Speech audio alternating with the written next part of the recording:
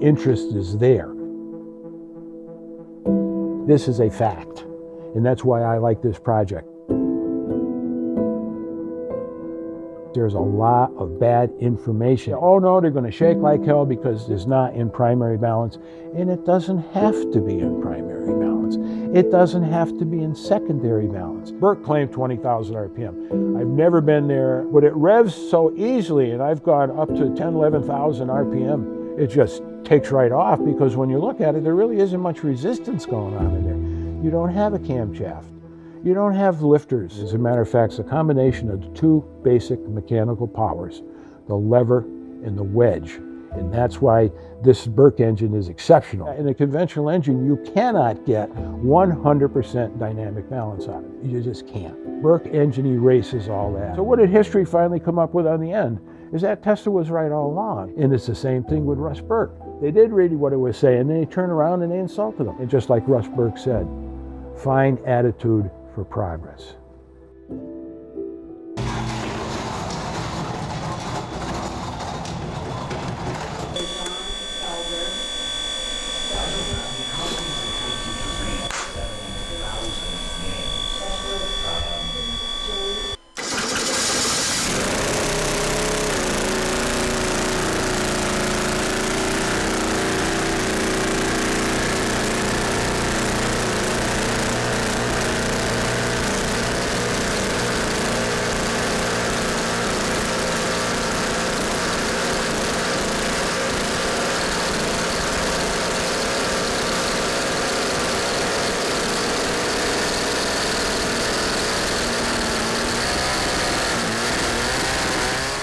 It's hard for people to understand that a charge could be in a combustion chamber and generate temperatures of 2200 degrees or better, and yet when that piston comes down and those exhaust ports open, that charge comes out of there is not higher than 400 degrees. We're not going to worry about changing the oil in this engine because it doesn't see the carbon. If it doesn't get contaminated with carbon, you don't have to change it, because oil does not wear out. Oil only gets dirty. Industry's out there ready to go. We can build anything. Hey, we're going to send a guy to Mars. You're worried about building a little putt-putt engine that a guy did in his garage with a piece of well casing? That shouldn't frighten him off.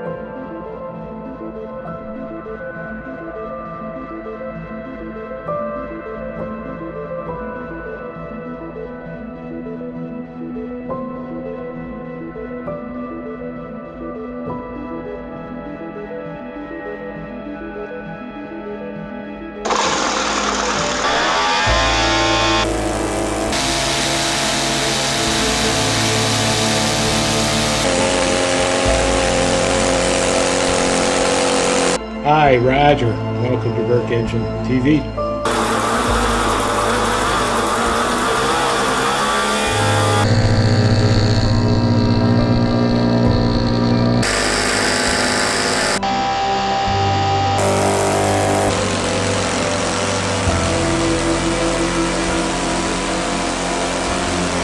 Hi, welcome back. Original #1 engine.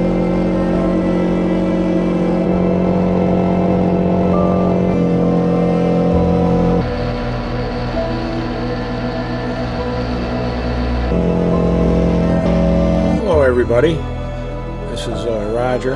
Out in my garage here, I thought I'd see if I could make this video work. Here's the piston. As you can see, the skirts are absolutely incredible.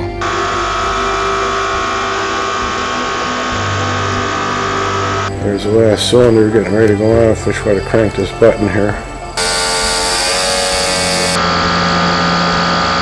Hi, this is Roger. Hi, this is Roger. This is Bourke Engine TV. The last several years I've been facing some health issues and had to go through some treatment, which was kind of knocks you back a little bit. Hi guys, just a few minutes on these Bourke engine parts.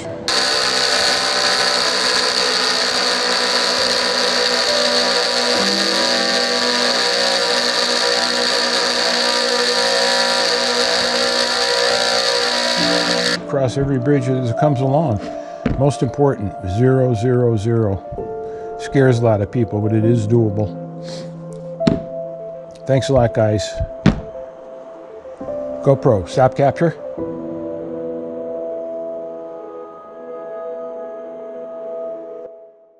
So here I am, fresh out of high school, and I didn't know this at the time, but there was the number 2 Bourke engine was in the Embry-Brittle hangars when I was taking my schooling there, and I had no idea I was only several hundred feet away from a Bourke engine. Not till much later did I find out that was the case. 3:30 in the morning, I didn't even have a cup of coffee. I don't even see daylight in Saigon yet, for crying out loud. And I'm dragged down the flight line. There's a captain standing there. Said, Richard, fix my airplane. And so I go ahead and I look, and sure enough, he's a tooth off. The captain fired it up. You run up, both magnetos checked out. He gets out of the airplane. He goes over to the other guy, his crew chief sitting there, and he says, so-and-so, you're fired. Richard, get in my airplane. So the captain knew I could fly. The captain knew I could shoot. The captain knew I could fix the avionics, which I was trained to do, and I was willing to do it. And he threw me in the airplane, and off we went. Captain would actually go to sleep in the airplane. And he said, wake me up when we're in a pattern. Oh, one day he was sleeping so peacefully that I said, well, I won't bother him. So, landed the airplane like that. He woke up and he said, I ought to bust you right down to private first class. He said that if any officer had seen you land in that airplane with me sleeping, he said they'd bust me right back down to second lieutenant again. And I said to myself all along, I did the right job, because I'm not here shooting people, I'm here saving people. We did Army flight following. When those flights took off, they had to have somebody that's going to watch them. And somebody's going to call air rescue if they get in trouble. And that's what I was a part of. Makes me feel good. There's my uniform up there. I made Specialist 5, and I got some nice medals for it, which means a little bit. You know, it means a little bit. I guess I was being saved for something else, you know.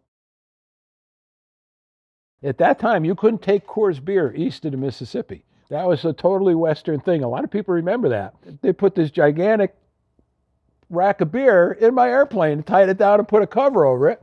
Wham! All these lights went on the runway. All the cars were lined up on the side of the runway to light the whole thing up. It looked like I was coming down an aircraft carrier, for crying out loud. These are all the people who were waiting for me to come in. I pull the airplane up, open the door up, and they were in there throwing that beer out of there like it was going out of style. I'll never forget that my entire life. So I started working on motorcycles for fun. And I sold that first chopper for $2,000 and I bought a building. 5 years later, I had a Suzuki dealership. In a business that was in 1980, did over $1 million worth of sales for Suzuki motorcycles, which were excellent at that time. It's how they did it and when they marketed. As my dad was looking at me Google-eyed, he said, I wish my business was doing that well. My dad got real sick, and he didn't have too long. He had prostate cancer. He said, will you come back and work with the business? Because I was the oldest son.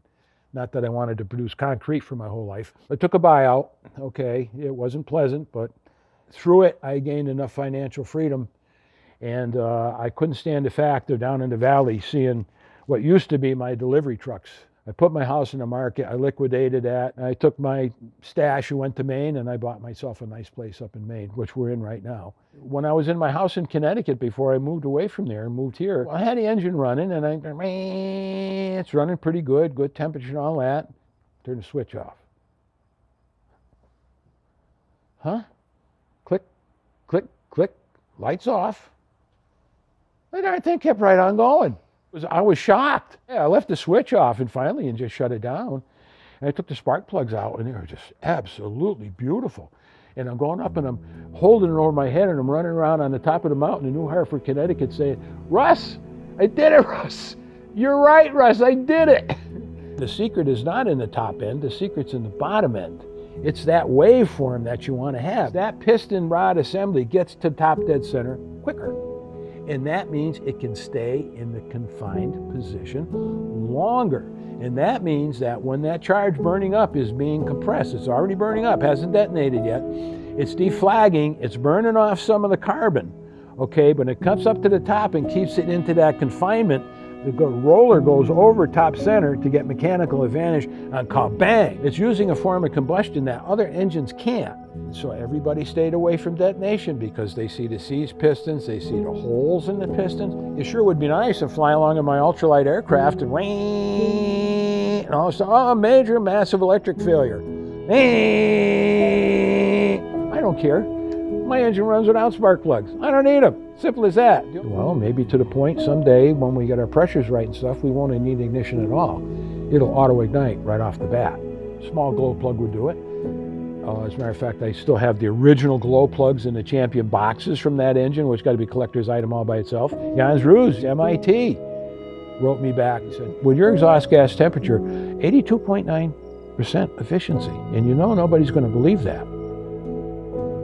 You'd be surprised. You could change your whole life. And all of that's available to you, and there's no cost at all.